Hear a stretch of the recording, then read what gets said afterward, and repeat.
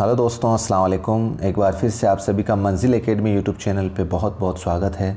साथियों, एक बार और आप बराए मेहरबानी जो अभी कोरोना को लेकर देश ही नहीं बल्कि पूरी दुनिया के अंदर खुदा का अज़ाब नाजिल हो रहा है, खुदा की बारगाह में दुआ करें पूरी कौम के लिए।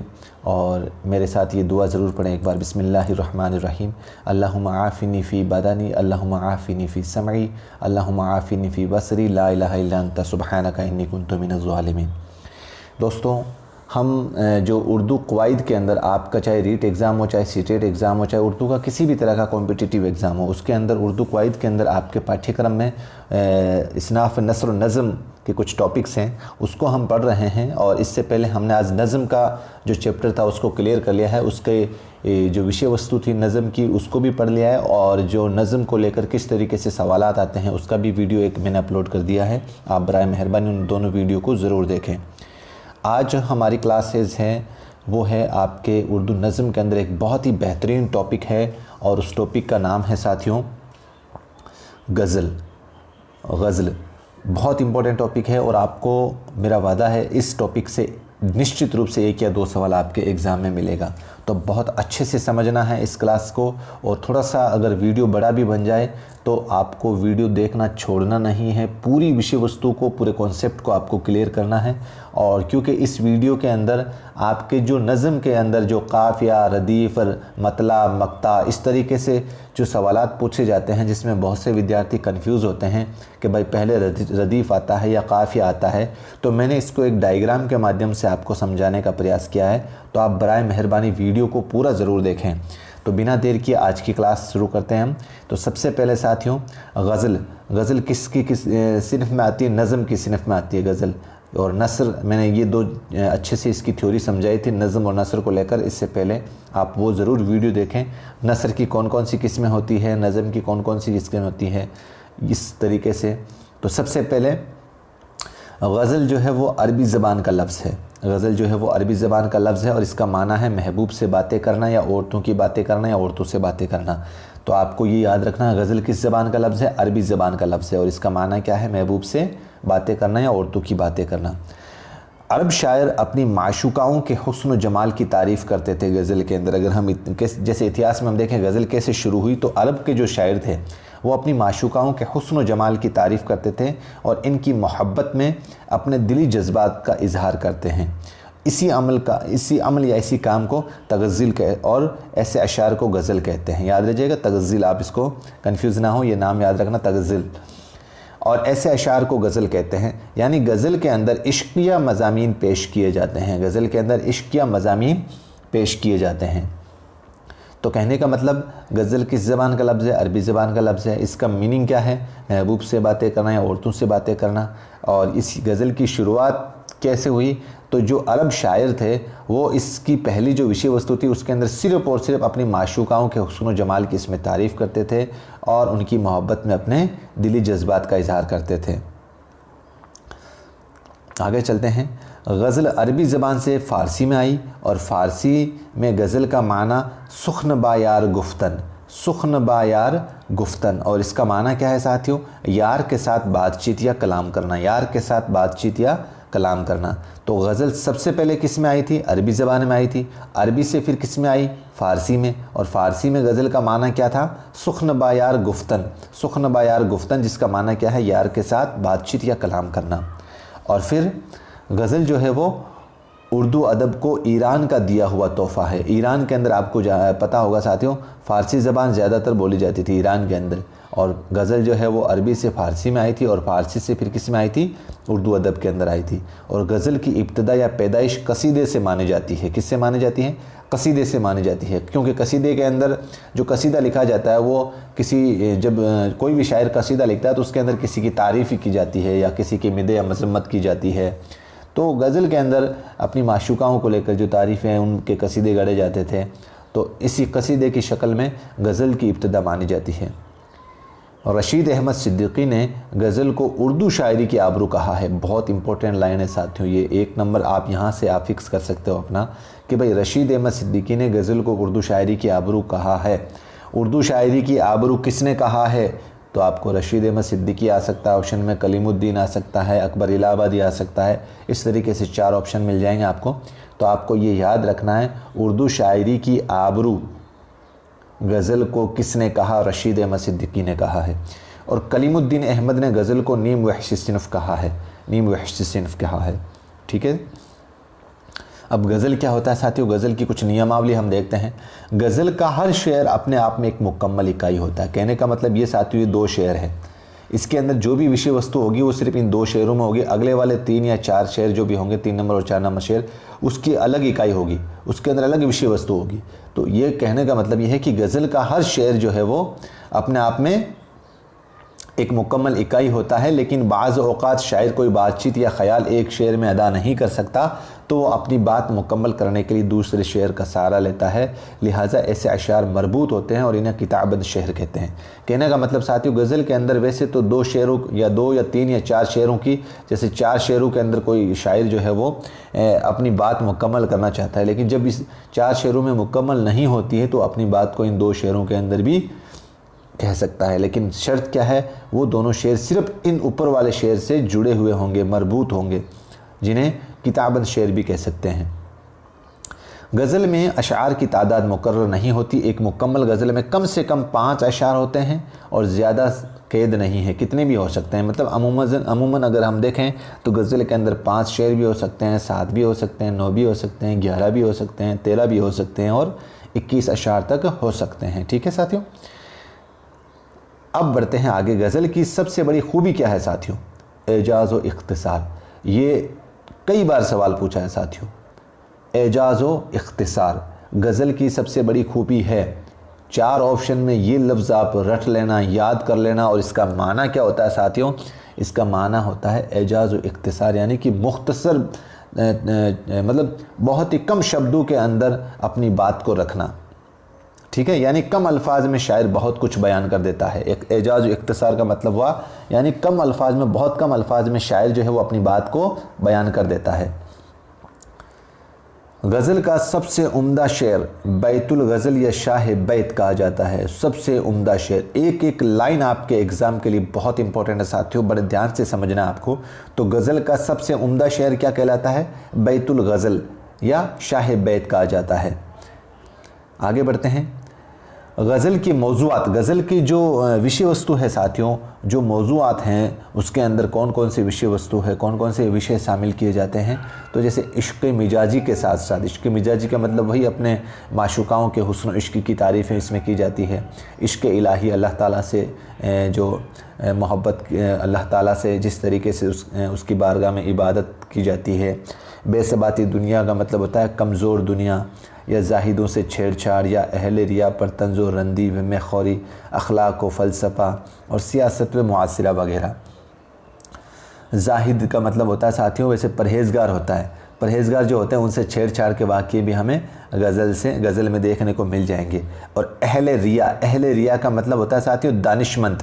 ठीक है। और रंदी का मतलब होता है मजाक, यानी कि उनके ऊपर जो दानिशमंद होते हैं, जो अपने क्या बोलते हैं उसको, जाहिद लोग होते हैं, उनके साथ छेड़छाड़ करना, उनके साथ मजाक करना, ऐसे विषय भी गज़ल के अंदर शामिल होते हैं।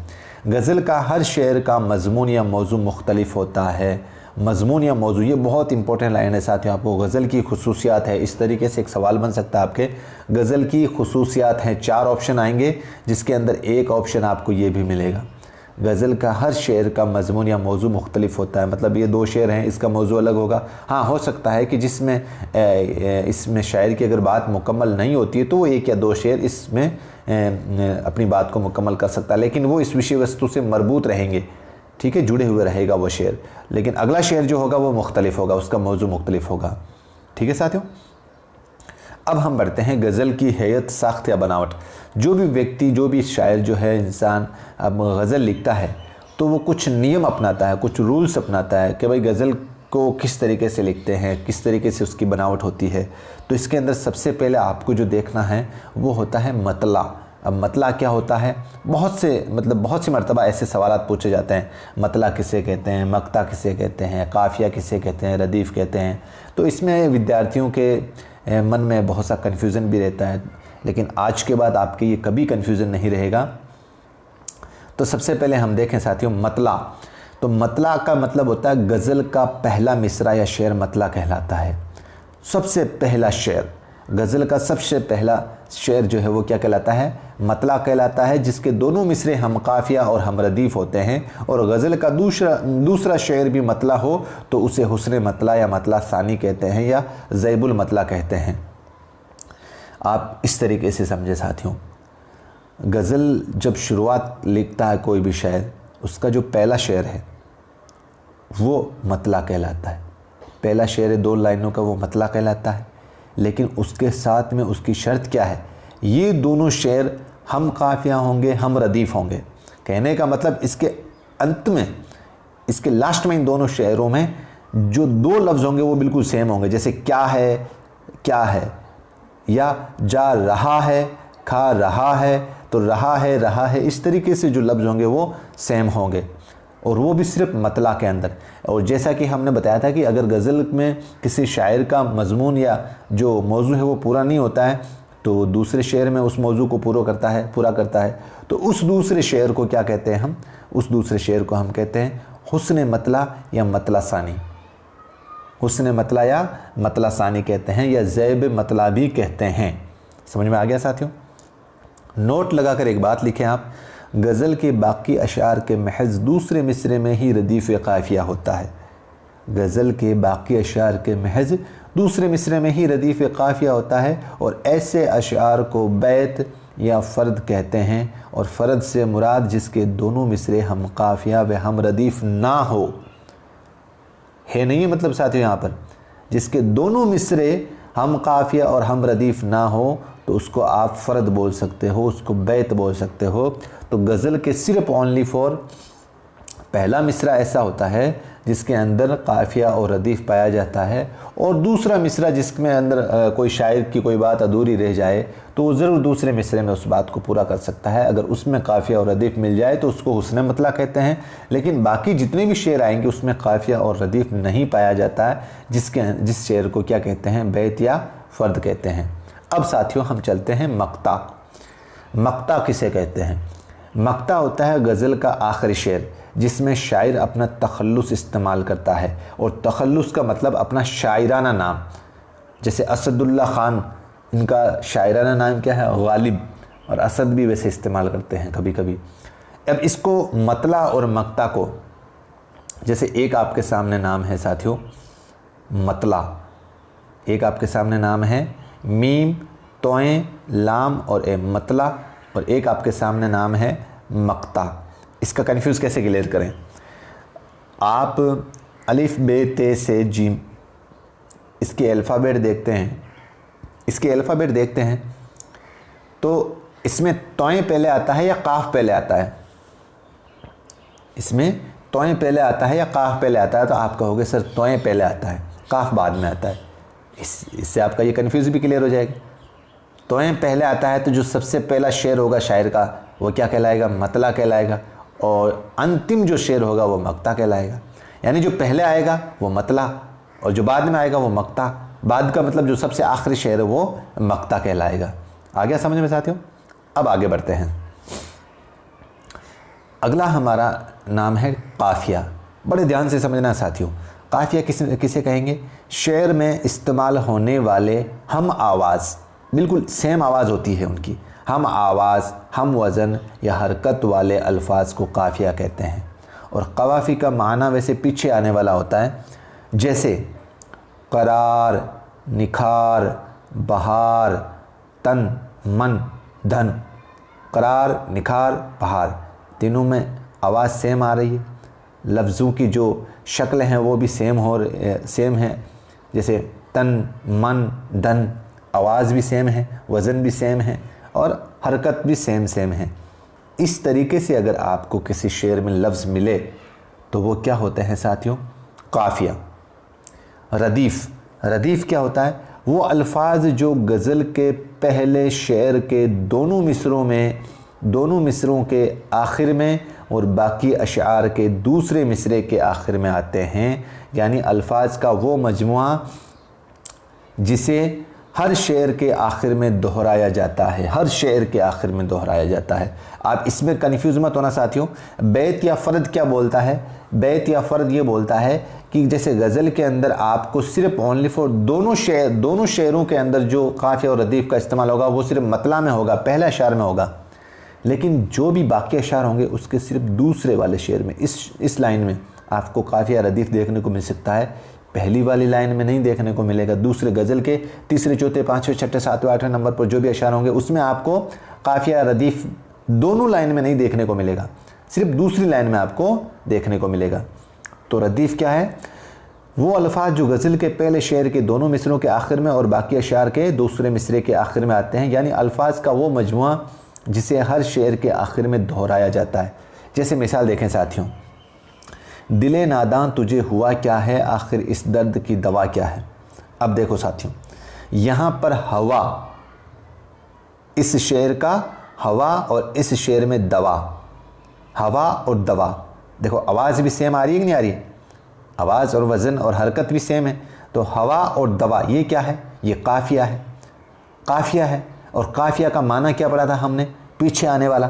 तो ये पीछे किसके आएगा? क्या है, क्या है। और यहाँ पर क्या है, क्या है, ये क्या है? रदीफ़ है। यहाँ पर ये क्या है? रदीफ़ है।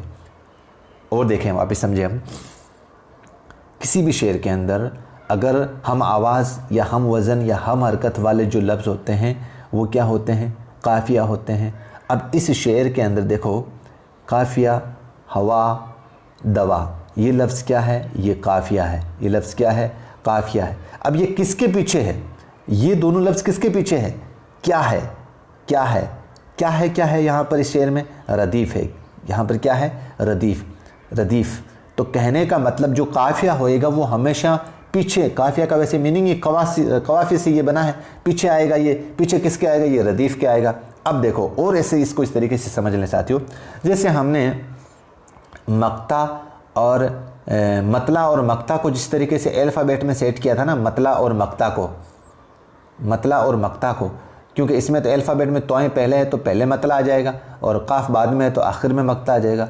अब आप इसमें थोड़ा सा उल्टा कर लो, अल्फ़ाबेट में थोड़ा सा उल्टा कर लो, आप इसको मुत्तज़ाद या विलोम शब्द के रूप में काफ़िया और रदीफ़ को सेट कर लो। मुत्तज़ाद का मतलब उल्टा, उल्टा का मतलब जैसे काफ़िया, काफ़िया में काफ पहले आ रहा है और रदीफ़ में रे आ रहा है। अब इसके अंदर देखो, यहाँ पे आपके ये शेर है ना, ये शेर, ये रदीफ़, तो आप इस तरीके से और दिमाग में सेट कर लो कि भाई जैसे किसी भी शेर के अंदर काफ और रे, अल्फ़ाबेट में हम देखें तो रे पहले आता है और काफ बाद में आता है, लेकिन जब हम मतला और मक्ता को तो हम सेम रहने देते हैं अल्फ़ाबेट के हिसाब से, लेकिन काफ़िया और रदीफ़ को दिमाग में सेट करने के लिए हम इसको मुत्तज़ाद की शक्ल में याद करेंगे, हम इसको विलोम शब्द के रूप में याद करेंगे, यानी कि पहले काफ आएगा और बाद में रे आएगा। याद रह जाएगा साथियों। और वैसे आप इतनी ही ज़िद रखो, जो काफ़िया होएगा वो हमेशा रदीफ़ के पीछे आएगा, रदीफ़ के पीछे आएगा, और रदीफ़ जो है वो आखिरी होता है। किसी भी शेर का आखिरी जो लफ्ज़ होता है वो रदीफ़ होता है और उसके ये रदीफ़ के पीछे क्या आता है? हमेशा काफ़िया आता है। ठीक है साथियों, आप नोट लगाकर एक बात लिखें, अगर किसी गज़ल में रदीफ़ ना हो और सिर्फ़ काफ़िया हो तो उसे गैर मुरद्दिफ़ गज़ल कहते हैं। गैर मुरद्दिफ़ गज़ल का मतलब गैर मुरद्दिफ़, उसमें रदीफ़ नहीं है, और जाहिर सी बात है जिसमें रदीफ़ नहीं हो तो वो गैर मुरद्दिफ़ गज़ल कहलाती है। और बहर क्या होता है साथियों? बहर का मतलब होता है शेर का वज़न करने या उसे नापने का पैमाना बहर कहलाता है। ठीक है, अब समझते हैं हम तशबीब। तशबीब क्या है साथियों? तशबीब किसी गज़ल या कसीदे के शुरू के अशार में माशूक की याद में या मौसम आमद की बहार वग़ैरह पर लिखे जाने वाले अशार को तशबीब कहते हैं। आप इतना ही समझो साथियों, जैसे किसी भी तरीके की गज़ल लिखी जाती है तो उसके अंदर जो मेन मौजू है, जो मेन विषय वस्तु है, उसको लिखने से पहले आप जैसे पिक्चर देखते हो ना, तो पिक्चर देखते हो उसके अंदर जो क्लाइमैक्स वाला टाइम है उससे पहले आपने देखा होगा कुछ सीन आते हैं या कुछ ऐसी स्टोरीज़ आती है जिनसे उस फिल्म को, उस मेन मौजू को कनेक्ट करने के लिए उससे जोड़ा जाता है। तो इसी तरीके से गज़ल और कसीदे के अंदर पहले शुरुआत में कुछ ऐसे शेर लिखे जाते हैं जिसमें कुछ मौसम की तारीफ़ होती है या कुछ अपने माशूक की तारीफ़ होती है, तो वो अशार किस में होंगे? तशबीब में होंगे। उर्दू का पहला साहिब दीवान शायर कौन है? कली कुतुब शाह। कली कुतुब शाह। कली कुतुब शाह, याद रह जाएगा। और शुमाली हिंद के पहले साहिब दीवान शायर, शुमाली हिंद के पहले साहिब दीवान शायर है नवाब सदरुद्दीन मोहम्मद खां फ़ाइज़ देहलवी, नवाब सदरुद्दीन मोहम्मद खां फ़ाइज़ देहलवी, नवाब सदरुद्दीन मोहम्मद खां फ़ाइज़ देहलवी, ठीक है। और उर्दू शायरी का पहला सूफ़ी शायर है वो है मीर दर्द, मीर दर्द। तीनों नाम याद रह जाएंगे। उर्दू का पहला साहिब दीवान शायर वो कली कुतुब शाह, शुमाली हिंद के पहले दीवान साहिब दीवान शायर नवाब सदरुद्दीन मोहम्मद खां फ़ाइज़ देहलवी, और उर्दू शायरी का पहला सूफ़ी शायर है वो मीर दर्द। अब हम समझते हैं गज़ल का आगाज़ और इर्तिक़ा। गज़ल का हम अगर इतिहास देखें तो उसमें मेन आपके पॉइंट ऑफ व्यू से, एग्ज़ाम के पॉइंट ऑफ व्यू से मैंने आपको इसमें इजी वे में समझाने का प्रयास किया, आप ज़रूर देखें इसको। उर्दू गज़ल की इब्तिदा 13वीं सदी के आखिर में और 14वीं सदी के अव्वल में अमीर खुसरो के कलाम में उर्दू की गज़लें मौजूद हैं। कहने का मतलब अगर हम देखें तो उर्दू गज़ल के शुरुआती दौर को अगर हम देखें तो अमीर खुसरो जो बहुत बड़े बादशाह रहे हैं, अपने अमीर खुसरो, उनके जो अपने कलाम हैं उसके अंदर हमें बहुत बड़े शायर रहे हैं ये भी अमीर खुसरो, और इनके कलाम के अंदर हमें उर्दू गज़ल की कुछ अंश हमें ज़रूर देखने को मिलते हैं। तो वो भी कम है 13वीं सदी के आखिर में और 14वीं सदी के अव्वल में। अब जुनूबी हिंद या दक्कन में बादशाहों और सूफिया किराम ने गज़लें कही हैं, यानी कि जो शुमाल और जुनूब, ये जैसे ये भारत है पूरा, ये वाला पार्ट अपने शुमाल हो गया और ये वाला हो गया जुनूब या अपने क्या बोलते हैं दक्कन, ये वाला पार्ट, ये वाला, इस तरीके से शुमाल आधा पार्ट ये हो गया और जुनूब ये वाला पार्ट हो गया आधा, और दक्कन ये नीचे वाला हो गया। तो इस इलाके के अंदर बादशाहों और सूफिया किराम ने गज़लें कही, जिसमें बीजापुर और गोलकुंडा के हुक्मरानों ने, जिसमें से कली कुतुब शाह और मोहम्मद कुतुब शाह और वजही, गवासी, नुसरती वग़ैरह, इन्होंने गज़लें कही थी, ठीक है, याद रह जाएगा साथियों। अब 1701 में वली दक्किनी जब शुमाली हिंद दिल्ली में आए, यानी कि वली दक्किनी का सीधा सवाल पूछते हैं, वली दक्किनी दिल्ली कब आए, तो आपको याद रखना 1701 में। और उर्दू गज़ल को नया लहजा और आहंग अता किया, यानी कि नया अंदाज़, नया लहजा उर्दू गज़ल के अंदर किसने दिया, वो वली दक्किनी ने दिया था। और ये पहले दक्किन में रहते थे, और जब ये शुमाली हिंद में, यानी कि जब शुमाल में आए तो वो कब आए, 1701 में। मीर, सौदा और दर्द का ज़माना उर्दू शायरी का सुनहरा दौर कहलाता है। बहुत इंपॉर्टेंट लाइन है साथियों, मीर, सौदा और दर्द, मीर तकी मीर और सौदा और मीर दर्द, इनका जो ज़माना है वो उर्दू शायरी का सुनहरा दौर कहलाता है। और वो कब से कब तक है, 1700 से 1780, 1700 से 1780 का जो दौर है वो उर्दू गज़ल का, उर्दू शायरी का सुनहरा दौर कहलाता है। आगे देखते हैं साथियों, गालिब, ज़फ़र, आतिश, नासिक, ज़ौक़, मोमिन, दाग, सालिक, मुशफ़ीक़, इनका जो दौर है वो 1797 से 1870 तक होता है। और अमीर मीनाई, यानी इन सब का जो ज़माना या दौर है वो उर्दू गज़ल का ओहद ज़र्री कहलाता है, यानी कि गोल्डन एज जिसको अपन बोलते हैं ना, गोल्डन एज। दोनों का याद रखना साथियों, आपको दोनों का याद रखना है। वली अपने मीर, सौदा और दर्द का जो ज़माना है वो तो उर्दू शायरी का सुनहरा दौर है, और गालिब, ज़फ़र, आतिश, ज़ौक़, मोमिन, दाग, इन सब का जो ज़माना है जिसमें अमीर मीनाई भी है, इन सब का ज़माना उर्दू गज़ल का ओहद ज़र्री कहलाता है, यानी कि गोल्डन एज कहलाता है उर्दू शायरी का, ठीक है, जिसमें गालिब जो है वो सबसे बड़े शायर की हैसियत से मंजर पर आए। 1797 से 1870 का जो दौर है वो उर्दू गज़ल का ओहद ज़र्री कहलाता है। 1857 के गदर के बाद शोरा, हाली, दाग और इनका मौजू क्या था, यानी कि 1857 की जब क्रांति हुई थी ना, उसके बाद में कुछ शायर हुए हैं जैसे अल्ताफ़ हुसैन हाली है, दाग हैं, और इन्होंने जो गज़लों के अंदर जो मौजू इस्तेमाल किए थे वो इस्लाह की सलाहियत दी है। इन्होंने अपनी गज़लों के अंदर सुधार, समाज में सुधार को लेकर गज़लें कही हैं। 20वीं सदी तक आते आते गज़ल का मौजू हुस्न व इश्क से निकलकर गज़ल में ज़िंदगी तलखियाँ पेश की जाने लगी और गज़ल में सियासी समाजी ख़यालात शामिल किए गए। यानी कि जब 20वीं सदी शुरू हुई थी, उससे पहले 20वीं सदी से पहले तो जितने भी शायर थे वो सिर्फ अपने गज़ल का जो मौजू थे, जो विषय वस्तु थी, वो सिर्फ अपने हुस्न व इश्क, अपने महबूब की हुस्न व इश्क या उनके ख़यालात से संबंधित ही उनकी विषय वस्तु थी। लेकिन यहाँ पर ज़िंदगी की तलखियाँ, यानी कि ज़िंदगी के जितने भी मौज़ूआत होते हैं एक इंसान की ज़िंदगी में किस तरीके से वो पेश किए जाने लगे 20वीं सदी तक आते आते, जिसके राजनीति के है या सामाजिक है, जो भी समाज में जितनी भी विषय वस्तु है उसको लेकर 20वीं सदी में अपनाने लग गए शायर। और इस दौर के शायर कौन हैं? इस दौर के शायर हैं अल्लामा इकबाल, चकबस्त, जोश, हसरत, अजीज़ लखनवी, आरज़ू और फिराक गोरखपुरी और यगना चंगेज़ी और मजरू सुल्तानपुरी। ये इस दौर के बहुत बड़े शायर रहे हैं। तरक्की पसंद तहरीक कब हुई थी? 1936 में। डेट याद रखना साथियों, इसमें अभी अब हमारे 2 ही डेट आई है इंपॉर्टेंट तौर पर। तो 1701 में वली दक्कनी आए थे दिल्ली और 1936 में, और एक इनका दौर याद रखना जो अभी हमने ऊपर पढ़ा है। तरक्की पसंद तहरीक ने हकीकत पसंदी के साथ सरमायादाराना निज़ाम की मुखालिफत की और आवाम के दुख दर्द और मसाइल को उर्दू गज़ल में शामिल किया। कहने का मतलब जो वहाँ पर अंग्रेज़ों का राज था उस दौर में, भाई हम 1947 में आज़ाद हुए थे, तो जाहिर सी बात है कि जब 1936 की जो तरक्की पसंद तहरीक हुई थी, तरक्की पसंद तहरीक आप इस तरीके से समझो कि एक तरह की कॉन्फ्रेंस ही थी जिसके अंदर ऐसी विषय वस्तु को चुना गया जिसके अंदर अंग्रेज़ सरकार ने, अंग्रेज़ हुक्मरानों ने जो आवाम पर जुल्म किए थे और उसके ख़िलाफ़ उनकी मुखालिफत की गई गज़लों के अंदर। तो वो कौन सा दौर है? वो 1936 की तरक्की पसंद तहरीक का दौर था, जिसमें आपके अवाम के दुख दर्द भी बयान किए गए और उनकी कौन कौन सी ज़रूरतें हैं उनको भी देखा गया, और जो निज़ाम बना हुआ था उस टाइम, जो अंग्रेज़ हुक्मरानों के जो कानून बने हुए थे उनके ख़िलाफ़ भी इसमें मुखालिफत की गई है। और इस दौर के शायर कौन कौन हैं? फैज़ अहमद फैज़, जो कि अभी के हालात में इनकी एक, आपको याद हो तो इनकी एक पोइम है, इनकी एक शायरी है, इनकी एक गज़ल है, हम देखेंगे। अभी जो वर्तमान हालात में आप, ये सवाल बन सकता है साथियों इस बार, फैज़ अहमद फैज़ की अभी आपको पता संसद में भी गूंजी थी इनकी एक गज़ल, हम देखेंगे। सरदार जाफ़री, साहिर लुधियानवी, जगन्नाथ आज़ाद वगैरह, ये इस दौर के शायर थे।